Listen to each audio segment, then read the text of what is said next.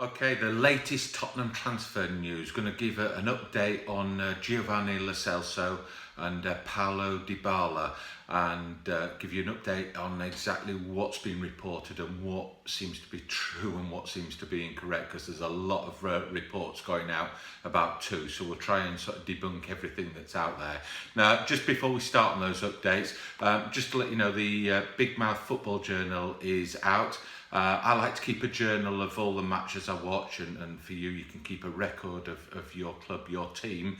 There's room for about 60 plus games, and it allows you to keep a record of the game, the date, who scored, the teams. It allows you room to put player ratings on there. It also gives you room to put a diary of the day, whether it be notes about the game, or just generally about your day.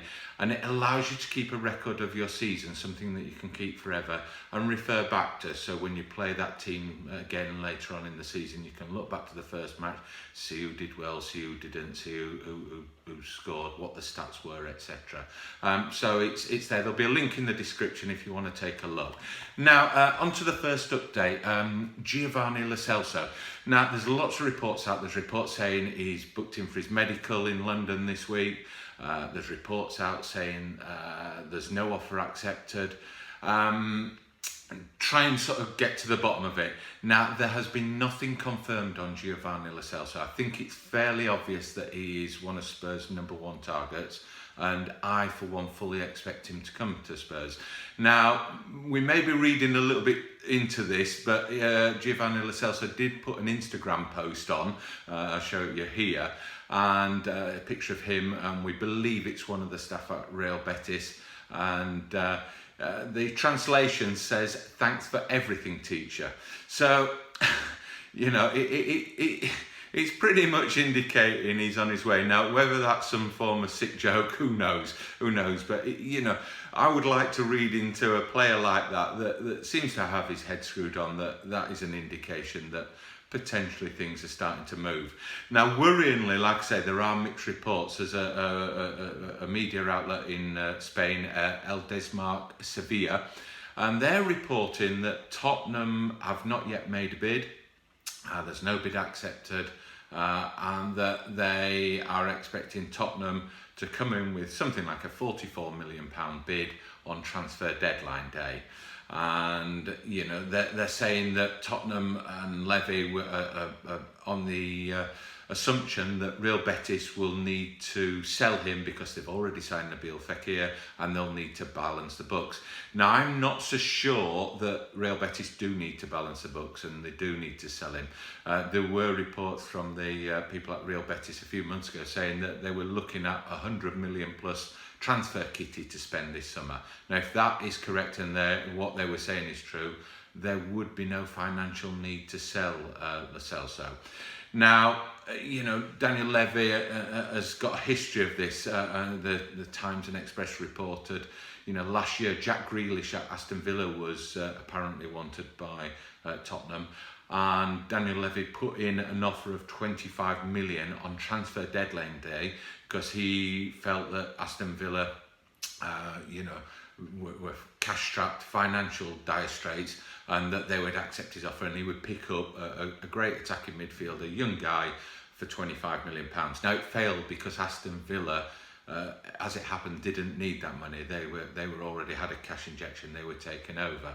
So, you know, the Times and Express have reported that, and you know, Daniel Levy has got a little bit of a history of negotiating hard. So we'll see how this one pans out this week. But you know, that Instagram post from Lo Celso, surely he's not going to mess people around and get into those games. He seems a sensible enough lad from what I've seen of his history. So we'll see how that one pans out on him. Now, the next one is Paulo Dybala. Now, I did a full profile on him a few days ago, and it may be worth having a look at that if you want to find a bit more detail about him.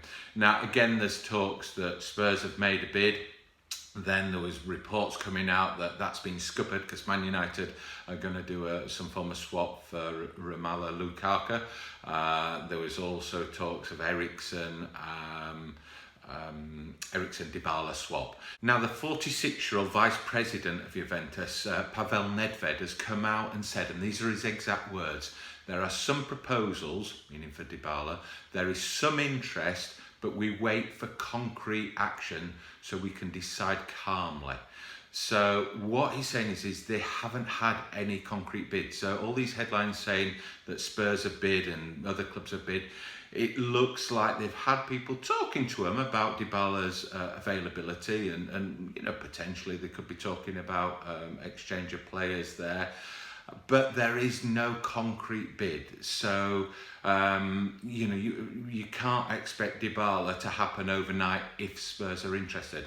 Now, when I put the profile video up a few days ago, and you'll see he's a prolific goal scorer and assister in the Serie A, and a lot of people came back and said in the comments, and people, Spurs fans, have spoken to me outside of YouTube and said, he's playing in a downgraded league, and I did say that is the one risk with him.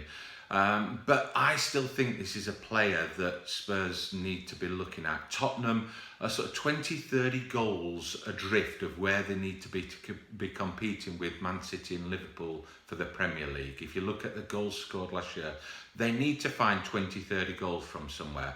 And if you look at Dybala, he does produce those goals.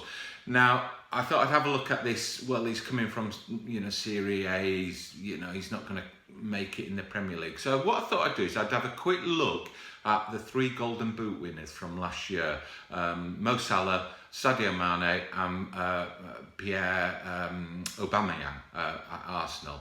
So we'll have a look at Mo Salah first. Now, you can see he came from AS Roma, Serie A, Italian league. Transferred to Liverpool for the 17-18 season, and in all competitions last year he scored 27 goals, 13 assists, Golden Boot winner. He was age 25 when he transferred.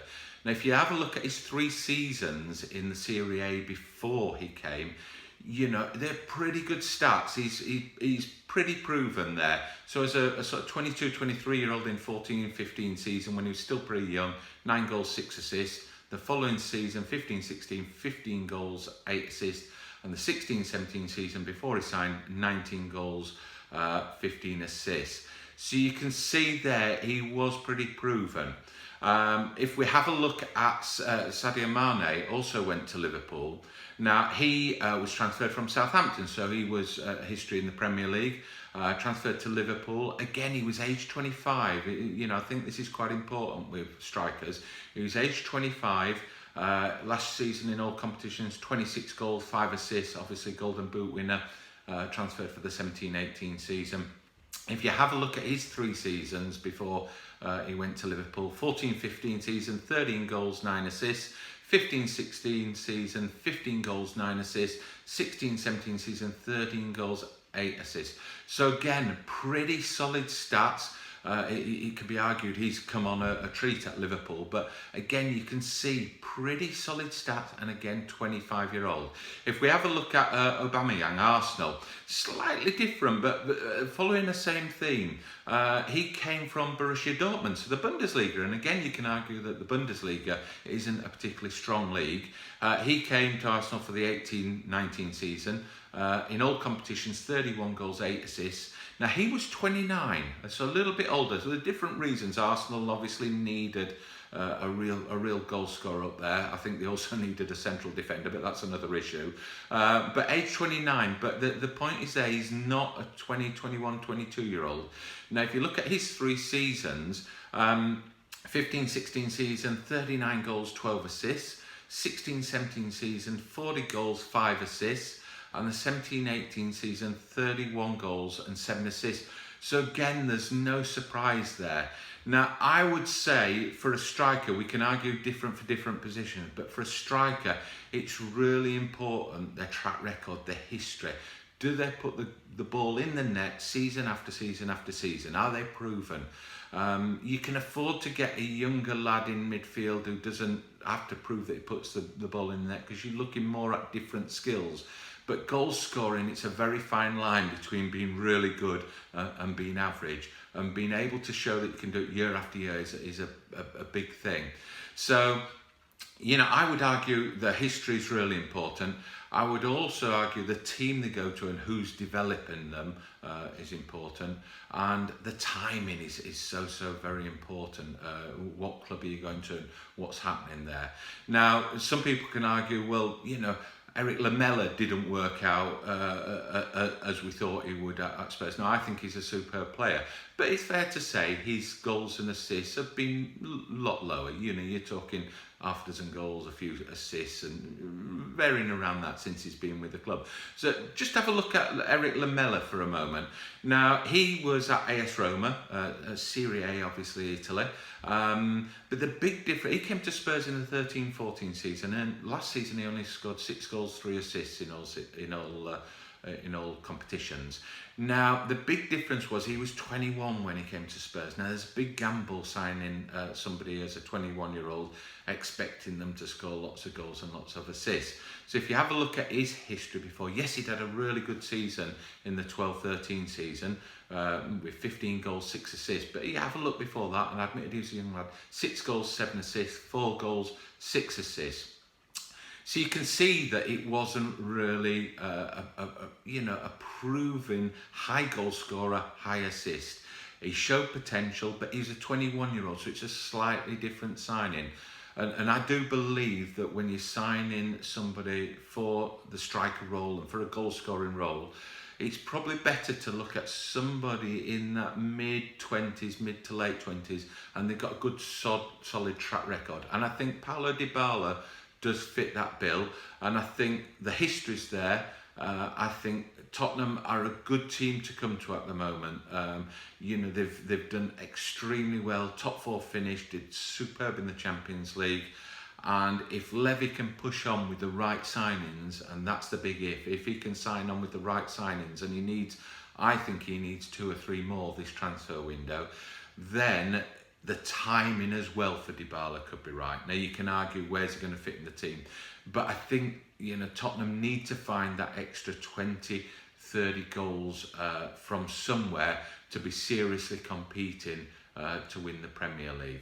So that's a take on Paulo Dybala. So as yet there is nothing concrete on either of those players, and there's lots of options being put out there for possible other options to Dybala. There's David Neres at Ajax, there's Toure at Lyon, I think it is, and you've got Van der Beek and you've got Dani Olmo, and perhaps we'll do a comparison of some of those players in another video if they're looking like more serious potential transfer prospects. So yeah, that's everything on those. Just a quick reminder, if you're watching it today, Tuesday, that Tottenham are playing Real Madrid in I think it's the Audi Cup. Kickoff is 5 o'clock, and it's actually been shown on channel on ITV4. So thanks for watching again. If you like the channel, like the videos, please like and subscribe below, and thank you once again for watching.